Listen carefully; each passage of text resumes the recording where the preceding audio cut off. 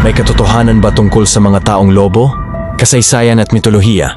Ang mga kwento tungkol sa mga taong lobo ay umusbong mula sa mga sinaunang paniniwala at kwento. Sa nakaraan, ang mga tao na may mga kondisyon tulad ng hypertrichosis, ang labis na paglago ng buhok, ay maaaring naisip na mga taong lobo ito. Sa mga nakaraang siglo, may mga tao na inakusahan ng pagiging mga taong lobo at ang ilan sa kanila ay nahatulan sa mga kaso ng pagpatay na sa katunayan ay gawa ng mga tunay na lobo.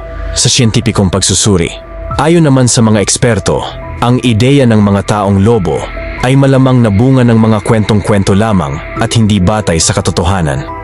Wala ring anumang siyentipikong ebidensya na patungkol sa kanila.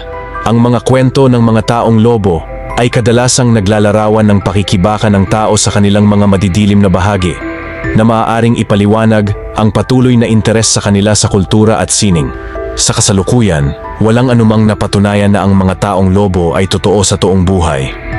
Ang mga ito ay nananatiling bahagi ng alamat at imahinasyon lamang ng tao. Sa kabuuan, ang mga taong lobo ay hindi totoo at sila ay bahagi ng mitolohiya at kwentong bayan na patuloy na nagbibigay inspirasyon sa mga pelikula tulad na lamang ng isang superhero. At nababasa lamang ito sa aklat. Ikaw Kalufet, naniniwala ka ba sa taong lobo? At kung nagustuhan mo ang ating kwento, follow ka lang Kalufet para madami pa tayong pag-uusapan.